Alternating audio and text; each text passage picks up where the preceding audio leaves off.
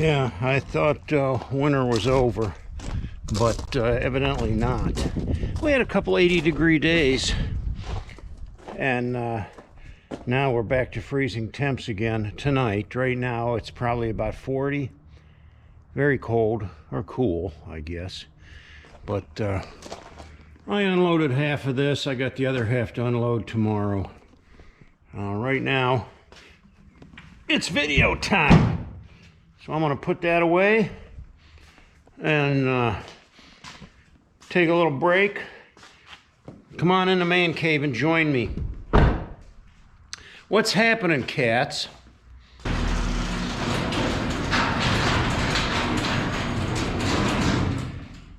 Well, won't be doing any riding today, that's for sure. It'll be dinner time pretty soon. So after this little chat, I'm going to head in and get something to eat. But I thought I'd talk for a little bit.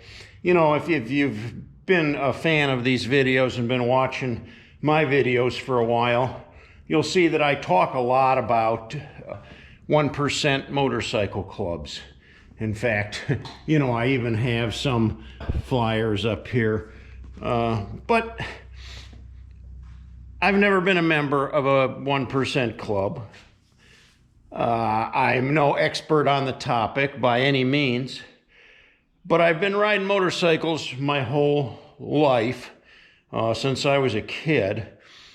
And aside from that, I've ridden with 1% motorcycle clubs, and I have had some interactions with some 1%ers over my lifetime of motorcycle culture.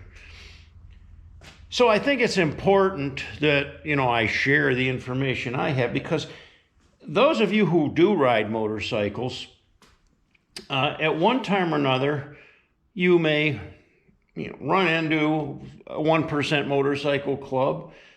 You may see a 1%er or more, and you may have questions. And if you're unfamiliar with how that works, you know, it might be wise for you to have a little bit of knowledge.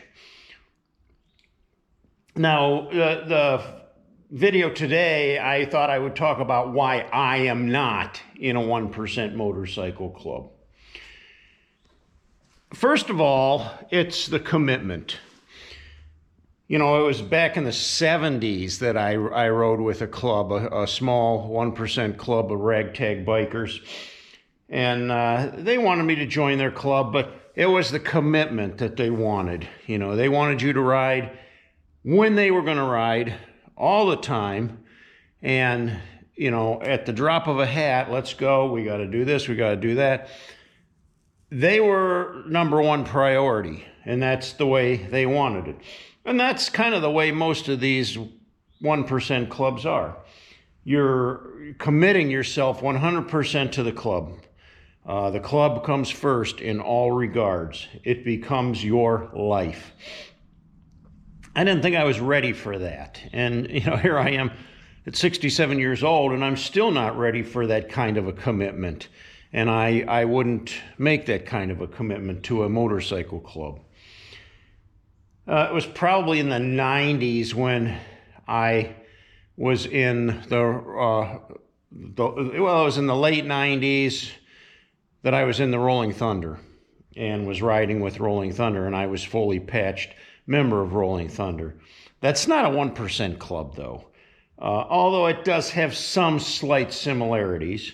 There was a commitment to the club, or the organization I would call Rolling Thunder. I don't know that I'd call it a motorcycle club so much, but a motorcycle organization.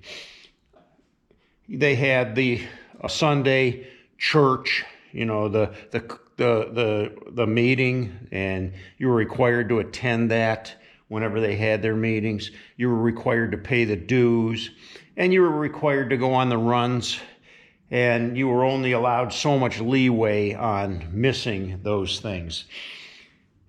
And even that was a bit of a commitment, but I was able to manage it for quite a few years until I finally left that organization.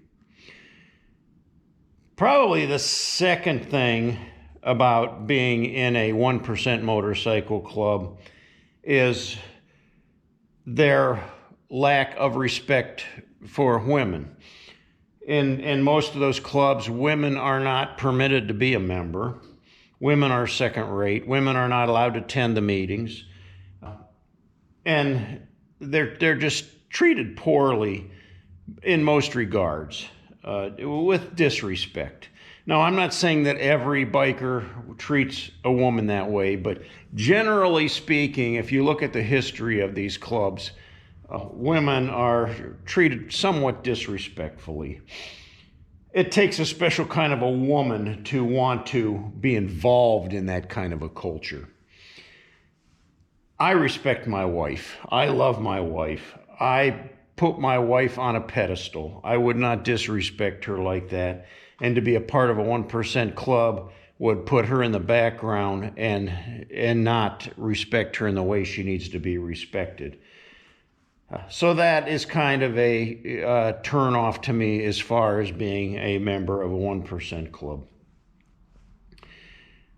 In a lot of these clubs, there's a lot of, they call it brotherhood.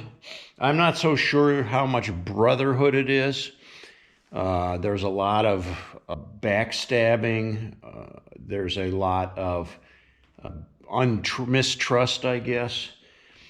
And in a lot of these 1% clubs, there can be, I guess for lack of better terms, I would call it violence. They don't mind fighting or, taking a few swings at you if they have to discipline you. And I'm just not down for a beating, Been there, done that in my past life. And I don't, at my age, there's no way I want to be involved with anything like that. The next thing about a 1% motorcycle club is a lot of times there's crime involved. It's not openly seen. Of course, it's all done covertly. Of course, whenever you commit a crime, you don't want anybody to know about it. You keep it a secret. But if you look at the history of these clubs, and you'll see there's a lot of crime. And when I say crime, I mean anything goes. Anything. I was just reading about a club that, and this was one of the lesser crimes, if you can realize that, where they came upon this bar, and there was 4 Harleys sitting out in front of the bar. They went in the bar, and they were just kind of like 4 yuppies in there having some beers. So the club members went back out. They stole all 4 bikes in a matter of minutes, had them hot wired, and took off down the road with them. These 4 guys are in the bar drinking, have no idea that their bikes are gone. They finish up their last beer, they come strolling out. Uh-oh, what happened to our bikes? Did we park them out back? Or, you know the feeling. They're gone. They're long gone. Some of the experiences I've had, I actually witnessed some of not theft of a bike. Well, I did see a bike stolen once by a 1%er when I was out west. Unknowingly, okay. I didn't realize what was going on until it was all done and the bike was gone. And then I found out later that it had been stolen. And I kind of was a witness to that. But I have witnessed some other criminal activity through 1% clubs. Nothing, like, I've never witnessed anything like a murder or anything like that, but I have seen some other crimes involved with that. So I don't want any part of that. I don't want any part of criminal activity in my life. I'm not about to serve any time in prison, jail, anything else.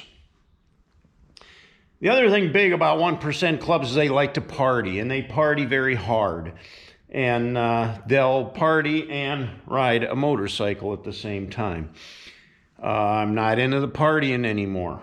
I'll have a beer once in a while or a drink, but I can't party hard, and especially I won't get on my motorcycle under the influence of anything. I value my life at this point. The clubs like to ride hard. They like to ride fast. I'm too old for that now. I like to take it easy. I'm not in a race to go anywhere. I'm going to follow the speed. I don't need any more tickets or citations again. So better for me just to stay solo, independent as they call it. Stay out of the club life. Stay out of trouble. Respect my wife. No backstabbing or anything from my so-called brothers. There's just a whole bunch of reasons why I won't be in a 1% club at this point. For those of you that are in a 1% club or thinking about joining it, my respect to you. I mean, it takes a lot of commitment to do that. And if that's a lifestyle you choose, then and you're happy with it, then more power to you. Good for you. But for me, it's not the life for me. Never has been. Although I touched base with that lifestyle, I rode the hem of the skirt on that one, but never totally jumped in, you know. And I'm glad that I have not. Well, it's getting late now. I think I should head in the house. Thanks for joining me. Thanks for listening to my discussion. Give me a thumbs up if you haven't yet. Please subscribe to my videos. Until next time, cats, ride hard and die free.